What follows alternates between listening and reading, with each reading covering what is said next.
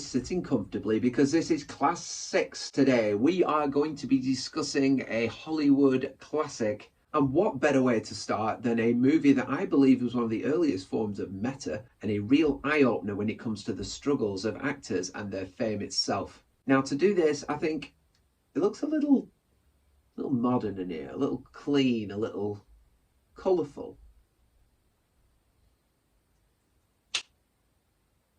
That's better. Oh, little light. Yes, there we go. Hey, so this is Sunset Boulevard from 1950, written by Charles Brackett and directed by Billy Wilder. Now, he is obviously known for a plethora of extremely well-received movies from that era. Obviously worked with Marilyn Monroe twice on 7 Year Itch and Some Like It Hot. Also behind great projects such as Foreign Affair and Double Indemnity. This guy had a style, a certain style, which was very obvious.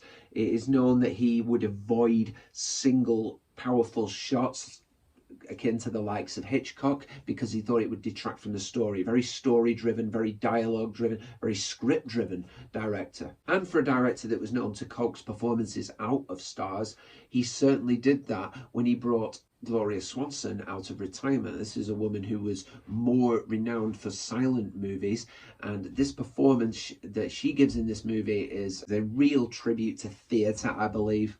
You are writing words, more words. Well, you've made a rope of words and strangled this business. But there's a microphone right there to catch the last gurgles, and Technicolor to photograph the red swollen tongue. It is labelled as a comedy noir, but I believe there is a real tragedy in this story. I didn't see the comedy elements too much. And we start strongly with William Holden's character, Joe Gillis, face down in a swimming pool, dead, and he is telling the tale of how he got there. Really unusual way to start a movie, for somebody to almost take us through what ultimately led to their demise. All for it, though. Maybe you'd like to hear the facts, the whole truth.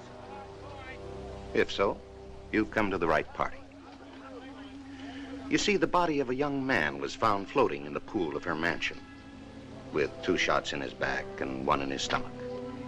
Nobody important, really. We find out that Joe is a down-on-his-luck screenwriter. He's having his work mocked and rejected, and he ends up escaping his troubles by finding his way to the mansion of Norma Desmond, who is a long-forgotten silent film actress. The mansion is dilapidated, it is deserted, it's not really looked after, the pool is in disarray, the trees and plants are overgrown, and it cases Gloria Swanson's character in this beautiful house, but everything around her is falling to pieces. She has her own little world, and everything inside is to her liking, and everything inside is almost an ego trip for her, and everything outside has forgotten her. Obviously, Joe is writing scripts that are below par. He's not a particularly great screenwriter, but even he finds Norma's script that she hands him to be substandard. You can tell from the start that she has some real internal issues, and he obviously humours her and flatters her by suggesting that she has the script doctored and it might improve it.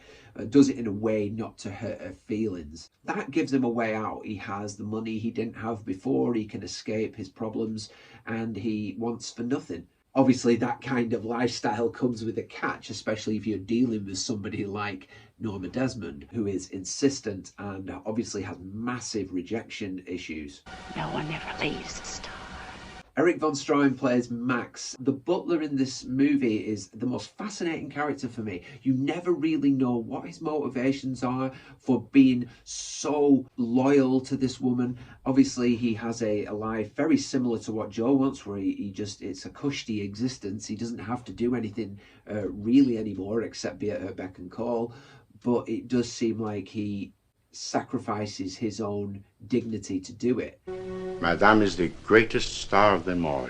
You later find out that Max is Norma's ex-husband, and he, for some reason, has resigned to waiting on her for the rest of his life. Joe eventually becomes romantically embroiled with Norma because it's sort of inevitable. It's the only way he can stop her behaving like she does. She obviously tries to commit suicide on New Year's Eve, and he comes back to her, and that's when the relationship is confirmed. For a 1950s movie, I found the bit when Norma visits Cecil B. DeMille at these studios during a filming for a movie. That's fascinating to me. That is meta. That is the sort of stuff that we saw coming in the 90s, the horror genre with Wes Craven's New Nightmare, and then obviously a lot further down the line with Once Upon a Time in Hollywood, to be able to delve into the realities of it. And Cecil B. DeMille to play himself. You didn't see an awful lot of that back then. So I really think that makes this movie stand out. You feel so sorry for her in that scene, I believe, because so many people remember her upon seeing her, but really she is not thought of highly. Her script is absolutely trashed, and they just keep her there to humour her. And there is a real tragedy behind that. And the fact that they want to rent her car for a movie and not use her at all, or take any of her ideas on board, and she's pretty much finished. They just need her props. I mean, it's awful, really. But I'm sure there is not a whole lot of inaccuracy when it comes to Hollywood or in the world of script writing and acting. I'm pretty sure it is as ruthless as that. I think the most tragic scenes in this movie are seeing Norma using all these beauty techniques and trying to transform herself for what is an imagined comeback. The fact that this grand return, as she calls it, she doesn't like the word comeback, she likes the word return.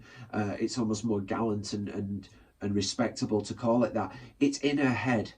And meanwhile, in the background, Joe is writing his own script and trying to build his own career with Betty, his best friend's fiance, who he then becomes involved with as well. I mean, you sort of notice that Joe isn't exactly a particularly great guy. You saw that with how he behaved with Betty at the New Year's Eve party while his best friend was in the next room. He is a pretty grotesque character, really, and he feeds off the fact that Norma is so disturbed and needy and wanting anything to try and be relevant again. I never really liked him throughout. I didn't really feel sorry for any situation he was in. Has it ever occurred to you that I may have a life of my own, that there may be some girl that I'm crazy about? And of course, the pinnacle of the tragedy comes at the conclusion. Norma finding out that her fan mail has been sent to her by Max. There is no comeback. Everything she's hoped for isn't going to happen. And she is the reason why Joe is face down in the pool at the start, and we find out that it is her, in fact, that murders him. Right to the last, Norma is humoured. She is pulled away from her dressing table and coaxed down the stairs to face the police under the illusion that she is filming a scene. You get that shot of her dramatically coming down the stairs and making a speech, and it's a really sad sort of conclusion and a sad end to her character. I felt sorry for her right from the first minute. I feel like because the parade had passed her by, she'd lost all box office appeal and celebrity. It is a sad sort of road from there if you cannot let go of it. If that is your life, then it takes your life. I'm bringing Norma Desmond. Norma who?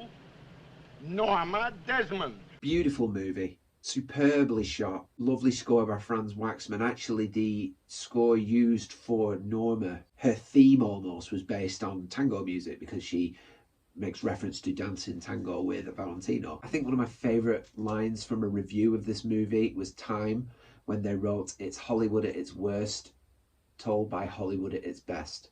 That's the best way I could sum up this experience. It is a completely deserved classic. Fabulous performance by Gloria Swanson.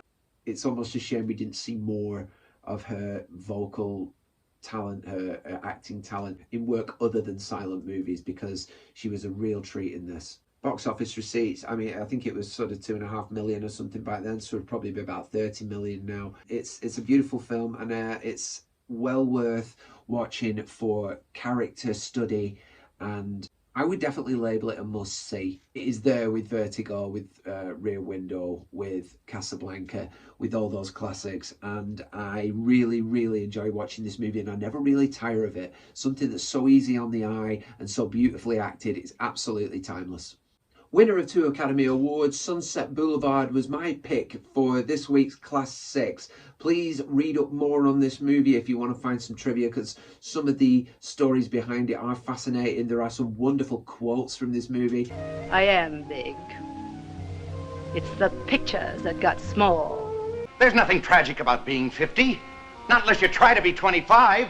All right, Mr. DeMille, I'm ready for my close-up. There are plenty more. It is very quotable. It is a beautifully shot film, and I look forward to reviewing more of this kind in Class 6 on Primetime Mitch. Thank you guys. I'll see you soon.